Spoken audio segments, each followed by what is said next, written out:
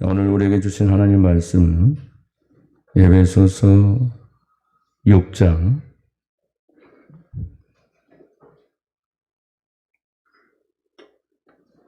1절부터 3절 말씀, 에베소서 6장 1절부터 3절 말씀 우리 같이 함께 한 목소리로 합독합니다. 자녀들아, 주 안에서 너희 부모에게 순종하라. 이것이 옳으니라. 내 아버지와 어머니를 공경하라.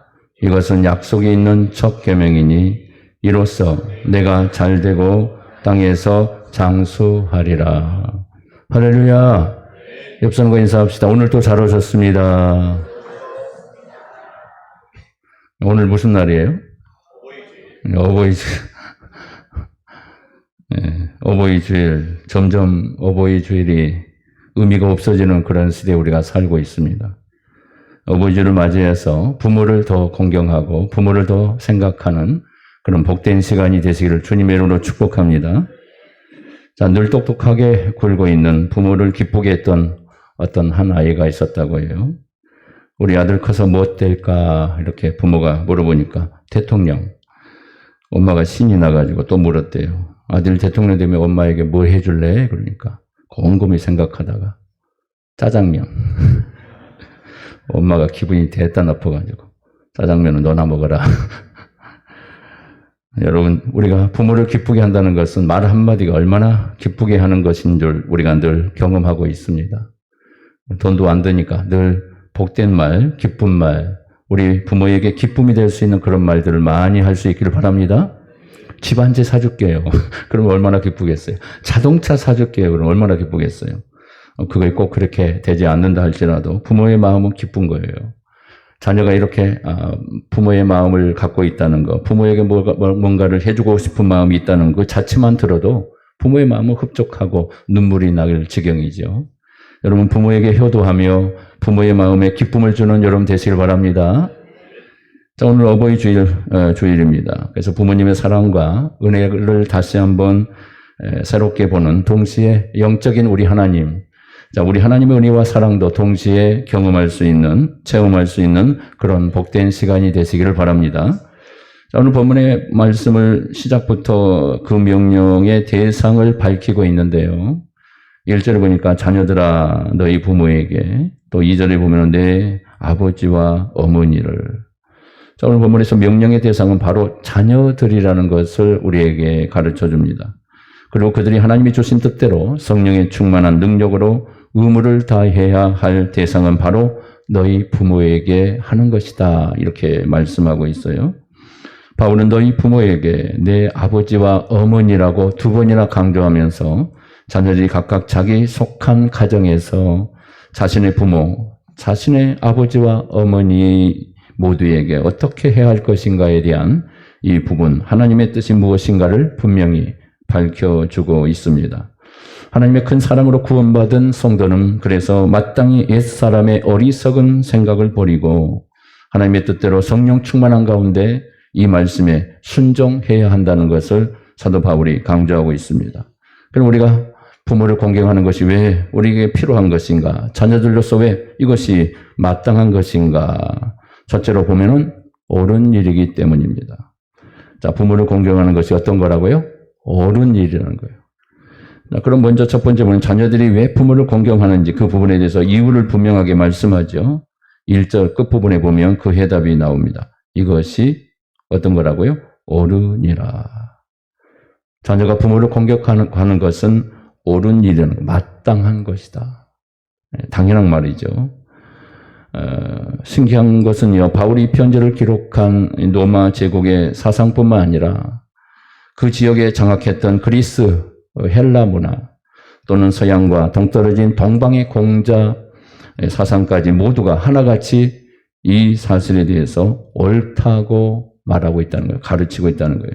자녀가 부모를 공경하는 것은 마땅하다. 이렇게 가르치고 있다는 사실입니다. 하나같이 그것이 마땅한 일이고 당연한 도리라고 말하고 있고 이치에 맞는 A다라고 말하고 있는 것입니다. 유대인 문화에서도 마찬가지예요.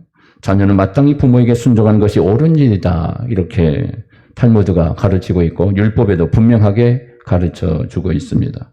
이것이 어찌나 옳은 일인지 모세는 아버지의 말이나 어머니의 말에 순종하지 아니하면 부모가 징계해도 순종하지 않는 자식을 완악하고 패역한 자식이라고 이렇게 불렀습니다. 그런 자식이 있으면 율법에 따라 어떻게 하라고 합니까? 모든 사람들이 돌로 쳐도 죽여도 괜찮다라고 명령을 하고 있습니다. 그만큼 악한 것이라는 거예요. 자녀가 부모를 공경하지 않는 것은 그만큼 악한 일이고 하나님이 기뻐하지 않는 일이고 하나님이 진노하는 일이라는 것을 우리에게 엄하게 가르쳐주고 있습니다. 사도의 가르침 속에서도 부모를 거역하는 일은 항상 대표적인 죄악 중에 하나로 간주하고 있습니다. 그럼 왜 부모에게 순종하는 것이 옳은 일일까? 그 근거는 그것이 옳다고 말할 수 있을 것인가? 두 가지로 말할 수 있는데요. 하나는 부모 없이 생존할 수 있는 자녀가 한 사람도 없기 때문에 부모의 돌봄 때문에 우리가 지금까지 생존하고 있었고 부모의 돌봄 때문에 우리는 지금까지 이 자리에 존재하고 있었던 거지요. 다른 하나는 부모 없이 존재할 수 있는 자녀는 이 땅에 아무도 없다는 겁니다. 부모는 자녀가 존재하는 이유이며 죽지 않고 살아있는 생존의 이유가 됐기 때문에 우리는 당연히 마땅히 부모를 공경하는 것이 타당하다. 바로 이 두 가지 근거로 인해서 로마 사상뿐만 아니라 그리스, 헬라 사상, 공자 사상까지 시대나 지역을 불문하고 하나같이 부모에게 순종하는 것이 옳다고 결론을 내리고 있다는 것입니다. 부모 때문에 자녀가 생존하고 존재하고 있다는 것, 이것 때문만이라도 우리가 부모를 공경하는 이유다라는 것을 여러분 우리에게 말씀하고 있습니다. 그 이유만으로 충분히 자녀가 부모에게 순종해야 할 합당한 근거가 된다라고 성경은 주장하고 있습니다. 그리고 이 부분에 이에 동의를 하고 있고 하지만 성경은 이보다 더 근본적인 이유를 우리에게 묻고 있습니다. 1절에 있는 작은 문구에서 그 이유를 찾을 수가 있는데요. 1절에 보면 뭐라고 말씀합니까? 다시 한번 읽어볼까요? 시작. 자녀들아 주 안에서 너희 부모에게 순종하라. 어떻게 순종하라고요? 주 안에서 순종하라. 주님 때문에 순종하라는 거예요. 주님을 위해서 부모에게 순종하라는 것입니다. 주님이 그렇게 말씀하셨고 명령하셨기 때문에 그렇게 순종하라는 것입니다. 누구 보고 순종하라는 거예요? 주님 보고 순종하라는 거예요. 물론 우리가 그렇게 하지 않을지도 당연한 거 아니겠어요? 그러나 성경은 분명하게 그 이유에 대한 적극적인 자세를 강하게 강조하고 있기 때문에 그렇습니다. 함께 감옥에서 쓴 편지 중에 하나인 골로새서 3장 20절의 말씀에 바울은 이렇게 우리에게 또 풀어줍니다. 한번 읽어볼까요? 시작. 자녀들아 모든 일에 부모에게 순종하라. 이는 주 안에서 기쁘게 하는 것이니라. 우리말 성경에는 이것이 주를 기쁘시게 하는 일입니다. 이렇게 말하고 있어요. 부모를 공경하는 것이 누구를 기쁘게 한다고요? 하나님, 우리 주님을 기쁘시게 하는 거라는 거예요. 여러분, 우리 주님을 기쁘시게 하는 삶을 살기를 원한다면 부모를 먼저 공경하시길 바랍니다. 부모 순종 못하고 하나님 기쁘시게 한다는 것은 그건 있을 수 없는 겁니다. 그건 불가능한 거예요. 하나님 인정하지 않아요. 하나님을 사랑한다면 부모를 먼저 사랑하라. 하나님을 사랑하면 부모도 사랑하고 부모를 사랑하면 누구를 사랑하는 거예요? 하나님도 사랑할 수 있기 때문에 그럽니다. 눈에 보이는 부모도 사랑하지 못한다면 보이지 않는 하나님을 어떻게 사랑하겠느냐 이렇게 말씀하고 있는 겁니다. 부모의 말에 순종하는 것은 그래서 옳은 일이다. 그것이 주님을 기쁘시게 하는 일이기 때문이다. 성경이 누누이 강조하고 있습니다. 여러분이 자녀라면 기억하시길 바랍니다. 하나님은 당신을 창조하신 분이며 당신의 영혼의 주인이시라는 사실입니다. 그 하나님께서 당신의 육체의 부모를 통해 당신을 낳도록 이 땅에 태어나도록 만들어 주셨다는 것입니다. 부모를 통해 이 땅에 보내신 하나님, 가정을 통해서 우리를 이 땅에 보내신 하나님, 누가 그렇게 하신 거예요? 하나님이 그렇게 하신 겁니다. 부모를 통해 우리를 이 세상에 보내주신 분이 하나님이라는 것입니다. 그리고 그 부모 때문에 마땅히 그래서 순종하기에 원하시고 있다는 것을 우리 하나님은 말씀하고 있습니다. 하나님은 그것을 기뻐하신다. 왜 하나님은 모세를 통해서 부모를 거역하고 징계를 받아도 회개하지 않는 자녀를 돌로 치라고 명령했을까요? 부모를 거역하는 것이 곧 하나님을 거역하는 것이기 때문입니다. 부모의 권위에 대한 도전은 곧 부모 위에 두신 하나님의 권위에 도전하는 것이기 때문에 그렇습니다. 세상에는 많이 모든 것 가운데 위권세가 있어요. 이 권세를 만드신 이유는 바로 하나님이 그 권세를 주었다는 것을 가르쳐 줍니다. 가정에도 부모의 위권세, 가정의 위권세는 부모이고 사회의 위권세는 사회의 모든 여러 가지 사회를 경영하는 그리고 회사를 경영하는 그 경영자가 위권세가 되는 겁니다. 나라의 위권세는 바로 위정자들이 우리의 위권세가 되는 것입니다. 그 위권세가 무너지면 질서가 다 무너져요. 사회가 무너져 버립니다. 가정도 무너져 버려요. 이 권세를 무시하고 이 권세의 모든 것을 대항하는 그리고 그것에 순종하지 못한다면 하나님의 질서가 파괴되어 버린 겁니다. 그래서 하나님께서 이 질서를 유지하기 위해서 우리에게 위권세를 주신 것이라는 것을 가르쳐 줍니다. 그리고 그 맨 위권세는 하나님이 서 계시는 것입니다. 그래서 우리의 위권세, 부모의 위권세, 하나님의 위권세를 우리가 순종함으로 하나님께 절대 순종하는 우리의 부모를 절대 순종하는 여러분 되시기를 바랍니다. 그러므로 부모에게 순종하라고 분명하게 강조하고 있는 것입니다. 그것이 하나님이 기뻐하시는 일이고 하나님 보시기에 옳은 일이기 때문이라고 계속해서 강조합니다.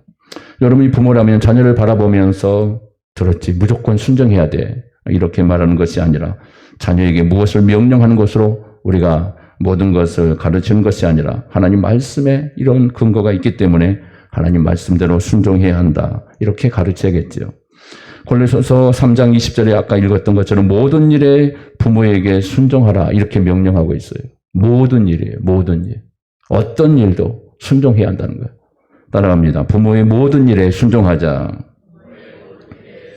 모든 일에 순종하는 여러분 되시기를 바랍니다. 자, 1절의 말씀 보면 부모에게 순종하라는 분명히 명령을 하고 있죠. 이 말씀 앞에 주의 자녀들은 무조건 순종해야 한다라고 말씀하고 있어요. 하나님 앞에 옳은 일이기 때문에 절대적으로 순종해야 한다. 왜 하나님께서 그렇게 정하셨기 때문에 하나님이 기뻐하는 일이기 때문에 여러분 순종으로 나갈 수 있기를 바랍니다. 싫은 일이 있어도 순종하는 거예요. 순종하고 보는 겁니다. 내 마음에 맞지 않더라도 순종하고 보는 것입니다. 이게 자녀의 도리라는 거. 여러분 자녀의 도리를 다 할 수 있기를 주님의 이름으로 축복합니다. 자, 두 번째는 명령이기 때문에 그래요. 자, 자녀는 왜 부모를 공경해야 하는가? 첫째로 하나님 앞에 옳은 일이기 때문이라고 말씀드렸고 둘째는 그 이유가 2절 끝부분에 나오죠. 이것은 약속이 있는 무엇이다? 첫 계명이니. 계명이라는 것은 하나님의 명령이라는 말이에요. 하나님은 부모를 공경하라고 분명히 하나님의 명령하셨다는 거. 계명으로 줬다는 계명. 얼마나 중요한 명령이면 계명으로 주겠어요.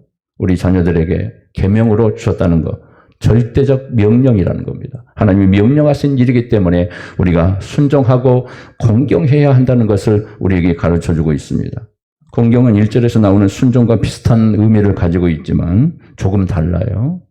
순종은 외적인 순종이라면 공경은 외적인 순종에 수반되는 내적인 태도를 공경이라고 합니다. 내 마음속 깊은 곳에서부터 공경의 마음이 이루어져야 한다는 거예요. 그것이 바로 순종, 부모에 대한 순종이요. 부모에 대한 효도라는 것을 성경은 굉장히 강조하고 있다는 것입니다. 성경은 꼭 구원만 강조하는 게 아니에요. 물론 구원의 책이지만 부모에 대한 도리에 대해서는 철저하게 성경은 율법의 말씀을 통해서 숱한 많은 가르침들이 나오고 있다는 것을 알 수가 있어요. 그것이 바로 10계명 중에 제1계명으로 하나님께서 우리에게 계명으로 주었다는 것을 분명하게 말씀하고 있습니다. 결국 하나님은 1절과 2절을 통해 내면과 외면 모두 부모를 경외하는 자녀가 되라고 명령하고 있다는 말씀입니다. 부모를 향한 순종의 행위뿐만 아니라 공경의 태도를 갖추라는 말씀으로 주고 있습니다. 부모를 공경하라는 하나님의 명령은 바로 성경에서 아주 뚜렷이 찾아볼 수 있는 예를 들어서 출애굽기 20장 12절의 말씀을 보게 되면 이렇게 나옵니다. 내 부모를 어떻게 하라? 공경하라. 10계명에 정확하게 나와 있어요. 하나님은 부모를 공경하고 아주 분명하게 명령을 하고 있는데 왜 부모를 공경하는 것이 첫 번째 계명일까?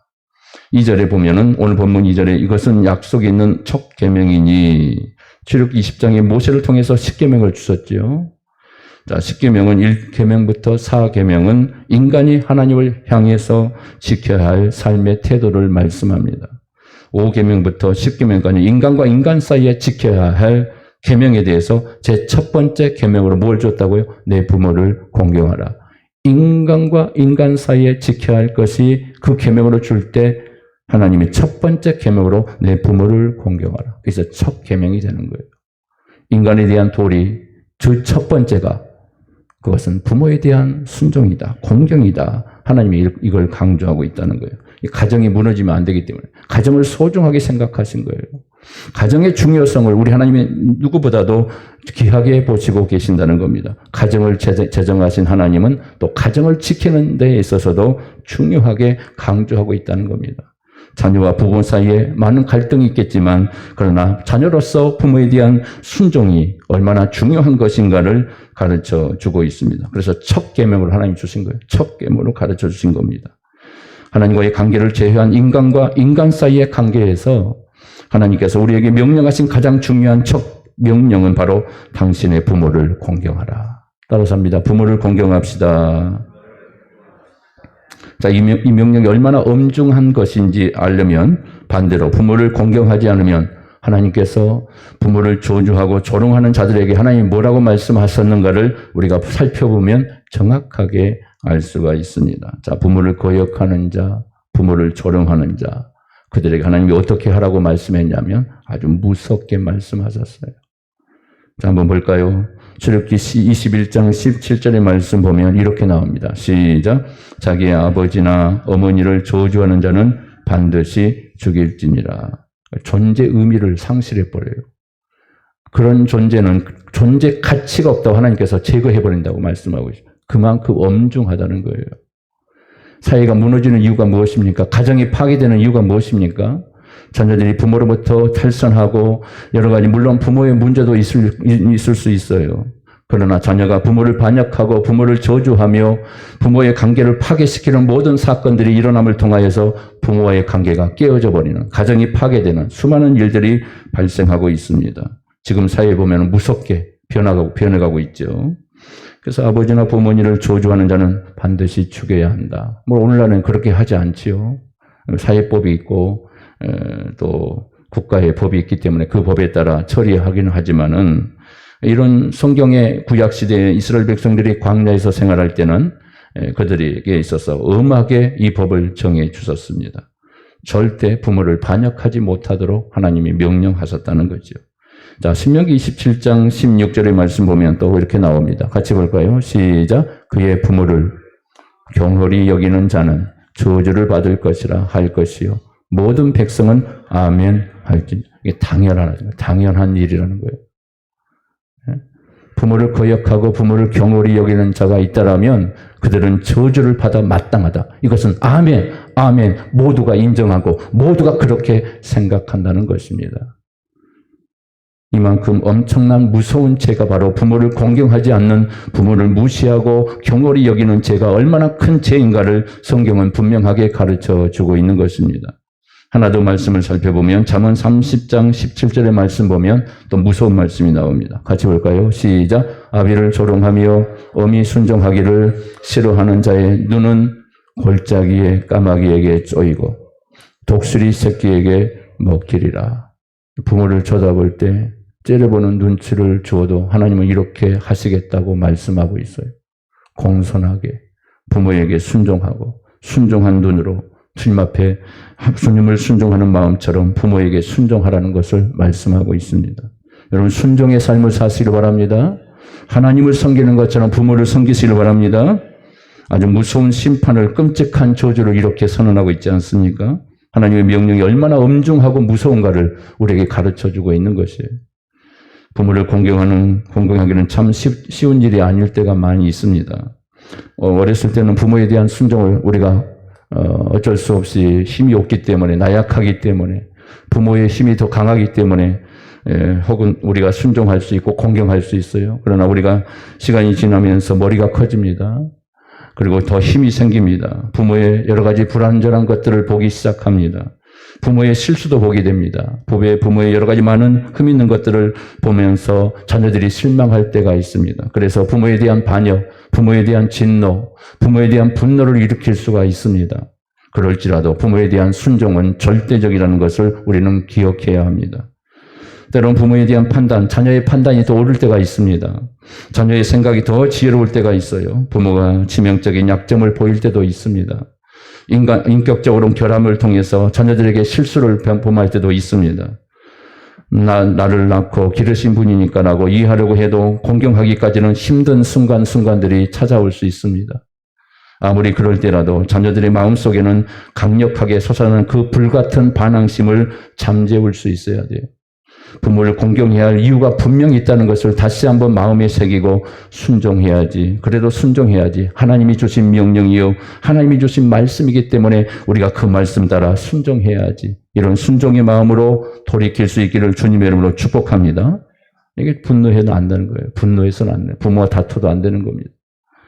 거룩하신고 의로우신 하나님께서 자녀에게 그것을 명령하셨기 때문에 이건 하나님의 명령이다 하는 거예요. 어떤 이유 불문하고 하나님의 명령이기 때문에 철칙이에요. 철칙. 하늘의 명령이에요. 명령. 하나님의 명령이라고요. 그래서 부모된 자로 우리가 부끄러움 여러 가지 많은 모습도 있다 할지라도 그래서 부모도 변화돼야 되고 부모도 새롭게 자녀의 마음에 상처를 주어서는 안 되겠지만 자녀 또한 부모가 아무리 연약하고 배우지 못해서 연약한 부분이 있다 할지라도 순종해 주는 거예요. 순종하는 마음으로 부모를 사랑해주고 하나님 말씀이니까 내가 순종하겠다. 그 말씀 따라 나 오늘도 순종하겠습니다. 내 마음은 거북스럽고 그 마음에 순종할 마음이 생기지 않는 할지라도 부모님의 말씀에 순종하는 삶을 살겠습니다. 여러분 믿음으로 선포하시기 바랍니다. 그게 복된 거예요. 하나님은 그 사람에게 복을 주시는 거예요. 복된 역사 여러분들 삶 속에도 누릴 수 있기를 바랍니다. 하나님의 계명이기 때문에 순종해야지. 외적으로만 아니라 내적으로도 행동으로만 아니라 공경하는 마음을 품고 순종할 수 있기를 주님의 이름으로 축복합니다. 자, 세 번째는 약속이 있기 때문이라고 말씀합니다. 자, 약속이 있어요. 하나님 그렇게 하면 반드시 조건이 있어요. 그리고 거기에 대한 축복이 반드시 있다는 것을 우리 하나님이 말씀합니다. 하나님의 응답도 반드시 조건이 있어요. 거기에 대한 반드시 하나님이 어떻게 해주겠다는 약속과 함께 하나님의 말씀이 떨어진다는 것을 알 수가 있게 되는데요. 자녀들은 왜 부모에게 공경해야 하는가? 왜 공경해야 할까? 그 첫 번째 이유는 그것이 하나님 앞에 옳은 일이기 때문이라고 말씀했고 두 번째는 하나님의 명령이기 때문에 말씀드렸고 이제 마지막 세 번째 부분은 3절에 나와 있죠. 뭐라고 얘기합니까? 3절 부분 같이 한번 볼까요? 이로써 내가 잘되고 잘된대요. 부모를 공경하면 잘되는 축복이 임한대요. 하나님이 복을 주신대요. 이런 복을 받으시길 바랍니다. 부모의 순종하는 순종의 축복을 받으시길 바랍니다. 부모를 공경함으로 공경의 축복을 받으시길 바랍니다. 부모를 공경하면 두 가지 축복을 약속하고 있어요. 첫 번째는 우리가 잘되게 하기 때문이라고 말씀해요. 이로써 내가 잘되고 부모와의 관계는 우리가 이 세상에서 태어나서 처음 맺는 인간의 관계예요. 부모와의 만남이 우리 인간의 만남의 첫 번째 만남의 시작입니다. 이 첫 번째 만남이 그래서 중요한 거예요. 부모의 만남 속에 하나님 왜 나를 이 가정에 보냈을까? 하나님께서 왜 나를 이 땅에 보냈을까? 이 가정에 또 우리 부모를 만나게 하셨을까? 이유가 있는 거예요.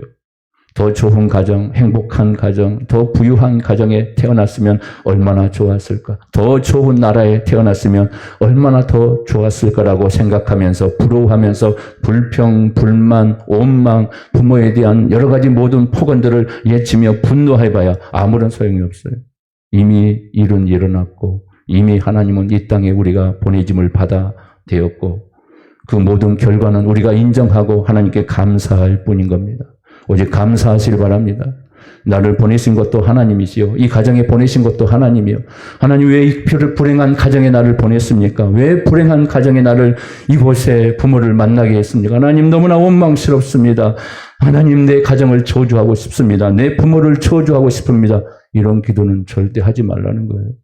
하나님 주신 것도 감사하고 불행한 일이 있는 것도 하나님 그 환경이 필요해서 내게 필요한 환경이라는 것을 깨닫고 이걸 통해 딛고 일어나게 하시기 위해서 나를 훈련하기 위해서 가난한 가정이면 가난한 가정이기 때문에 그 가정에서 내 삶 속에 나의 모든 것들을 내 삶을 돌아보면서 내 마음을 가다듬고 세상의 모든 삶의 고통 속에서 고통을 우리 하나님께서 헤아려 보려고 우리에게 이 고통을 주셨구나.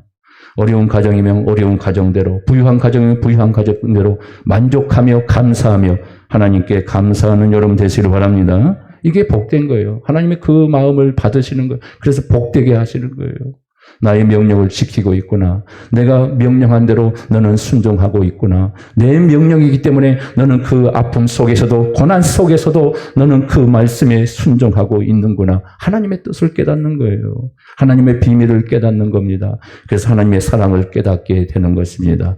고난 속에서 나는 찬양할 수 있습니다. 아픔 속에서 나는 찬양할 수 있습니다. 물론 이것이 내게 상처요 기쁨이 되지 못하고 내 마음의 고통으로 내 어린 시절의 모든 삶 속에 아픔으로 내게 찾아온다 할지라도 저는 원망하지 않겠습니다. 이것으로 만족하며 하나님께 감사합니다. 이런 자에게 하나님이 축복하는 거예요. 그러나 이걸 반대로 모든 것들을 저주로 생각하고 고통으로 생각하면 이게 상처로 나오게 되는 거예요.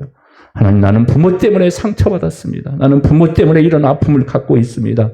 이런 고통, 씻을 수 없는 아픔의 상처를 안고 내 인생이 망가지고 있습니다. 하나님, 웬일입니까? 나에게 이런 고통을 주셨습니까? 라고 모든 것을 한탄하며 팔자소간 속에서 자신의 모든 인생을 저주한다면 무슨 복이 있겠어요? 여러분, 인정하시길 바랍니다. 감사하시길 바랍니다. 부모에게도 감사하시길 바랍니다. 아픔이 있어도 감사해요. 하나님이 그렇게 하셨지요. 하나님이 그렇게 하셨지요. 내게 복을 주시려고 하나님이 그렇게 하신 줄 믿습니다. 순종함으로 그 복을 누리겠습니다. 그 축복을 누리며 살겠습니다. 하나님, 아픔이 있어도 이걸 참아내며 내 스스로 나를 도전하며 믿음으로 승화시켜 내겠습니다. 하나님 축복하여 주시옵소서. 하나님이 그런 기도 얼마나 축복하겠어요. 하나님이 너무너무 흐뭇해 하시는 거죠. 저도 한때 예수 믿지 않을 때 부모에 대한 원망을 많이 터뜨려냈어요. 지독한 이 가난 속에서 이런 부모를 만나겠는가? 왜 저를 태어나게 했어요? 부모는 어머니, 아버지. 매를 맞을 때마다 부모를 저주할 때가 있었어요. 부모 만나는 것이 저는 저주입니다. 이 고통의 지옥 같은 이 가정에 나를 보내시고 나를 태어나게 하세요. 왜 나를 태어나게 했냐고 하면서 원망하며 불평하며 울면서 그랬어요. 부모가 술을 먹고 부모가 여러 가지 많은 가정에 여러 가지 그런 고통 속에 일어나는 것들을 보면서 저는 너무너무 큰 상처를 안고 있었습니다. 그러나 예수 믿고 보니까 그게 아닌 거예요. 하나님, 이런 가정에서 나를 보내신 이유가 분명히 있는 줄 압니다. 이 아픔 속에서도 저는 일어나겠습니다. 이 아픔의 고통 속에서도 우리 주님의 십자가를 붙잡고 하나님의 사랑을 경험하며 하나님의 위로를 경험하기를 소망합니다. 믿음으로 승화시켜낼 때 회복되고 상처가 치유되고 아픔이 치유되고 내 마음에 얽힌 이 한스러운 마음의 엉어리가 풀려지는 역사가 일어나는 거죠. 회복이 되는 거예요, 그때서. 여러분, 큰 상처에 안고 그 상처가 계속해서 우리의 인생을 마비시켜버려요. 가치관이 비틀어지고 우리의 인격의 장애를 오게 되고 우리의 정신적인 모든 부분에 있어서 잘못된 정신의 모든 인격의 장애로 찾아오게 되는 겁니다. 이 상처가 깊어지면 나를 망가뜨리는 거예요. 나를 망하게 만드는 겁니다. 여러분, 승화시키기를 바랍니다. 믿음으로 바꿔내시길 바랍니다. 하나님께 감사함으로 바꿔내는 여러분 되시길 바랍니다. 그래서 복되게 만들어야 돼요. 복되게. 그래야 부모도 깨달지 않겠어요. 저런 가정에서 너는 이렇게 믿음으로 부모를 이렇게 생각하는구나. 부모들이 깨닫는 거죠. 서로 같이 치고받고 하면 무슨 복이 있겠습니까? 원망해봐야 무슨 소용이 있겠어요? 울고불고 해봐야 무슨 소용이 있겠어요? 더 큰 상처로 끄어안고 부모는 부모대로 가슴이 터지는 거죠.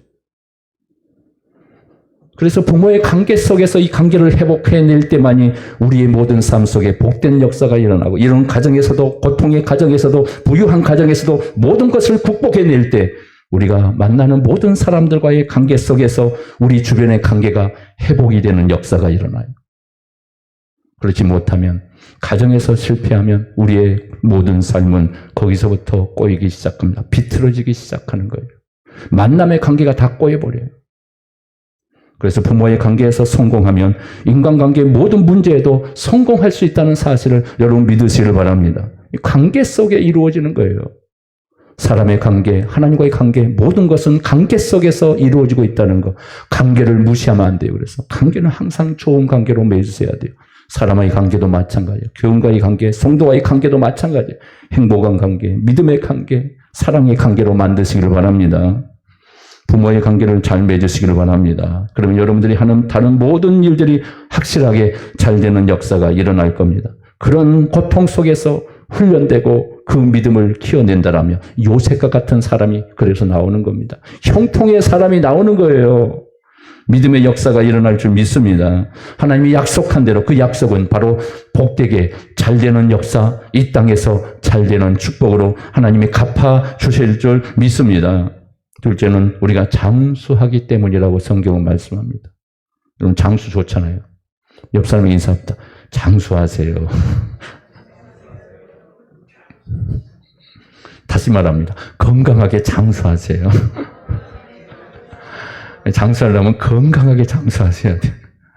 몸이 늘 아프고 고단하면 얼마나 힘들어요. 다 힘들잖아요. 그렇지만 여러분들이 건강하게 장수한다면 정말 복된 역사가 있어요. 저는 지금 아직 중년의 삶을 지금 살고 있지만 우리 성도님들 나이 드신 분들이 많잖아요. 나이 드신 분 보면은 건강하게 이렇게 또 노년을 보내신 분들을 보면은 너무너무 부러워요. 90세 되시는 분들, 이게 허리도 굽지 않고 이렇게 건장하게 걸어가시는 분들 보면, 어떻게 건강을 저렇게 유지할 수 있었을까? 나는 도대체 저렇게, 나이를 먹게 된다면 저렇게 나이 먹도록 건강한 모습으로 사람들에게 비춰줄 수 있을까? 걱정이 될 때가 있어요.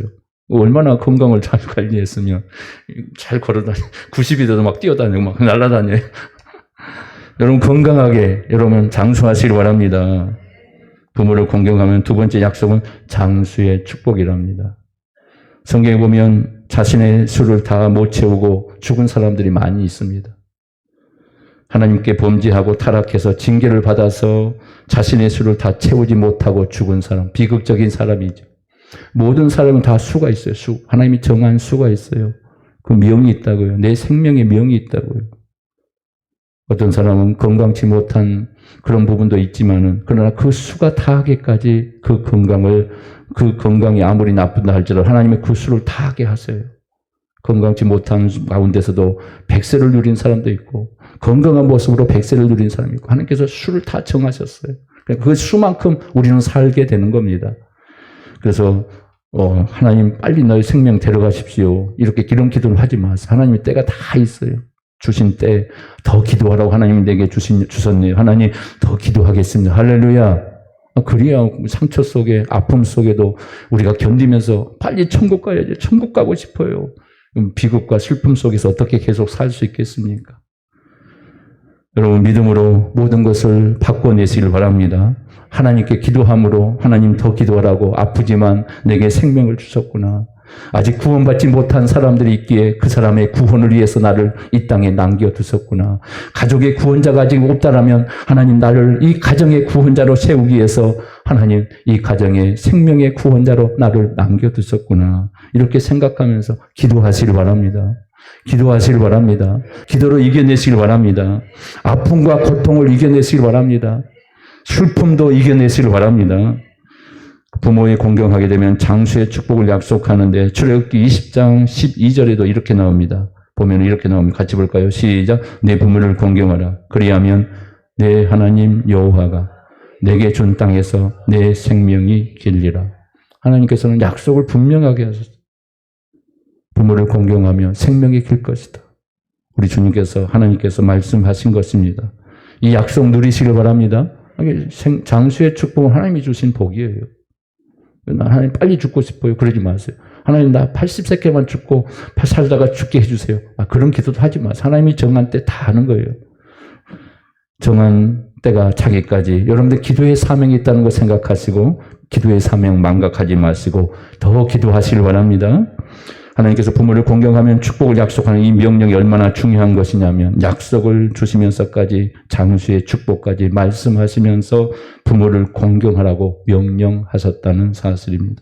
그러니까 부모에게 반드시 순종하고 공경하라는 이 명령입니다. 자녀된 자로서 부모를 귀히 여기고 순종하며 공경하는 것이 얼마나 중요한 것인가, 하나님의 명령인가를 다시 한번 확인할 수 있기를 바랍니다. 마지막 네 번째는 뭐예요? 결론은 살아계실 때 효도해야 합니다. 따라서 합니다. 살아계실 때 효도하자. 여러분 세상의 사람들을 보면 어떻습니까? 땅에서는 잘하지 못해놓고 나중에 죽어서 제사상 거하게 막 휘황찬란하게 차려놓고 죽어서 효도한다고 하는 거. 이게 얼마나 어리석은 겁니까? 살아서나 잘하지.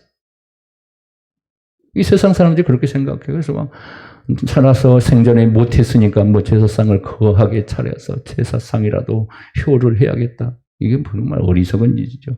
그 종교 자체가 그래서 유교가 정말 망하는 종교예요. 망하는 종교.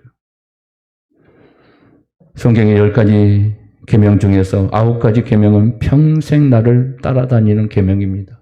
죽을 때까지 따라다녀요.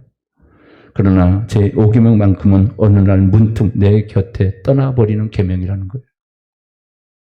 9가지 계명은 내가 범하고 잘못 범했다 할지라도 그리고 우리가 돌이키고 회개하고 새롭게 이렇게 감당할 수가 있습니다.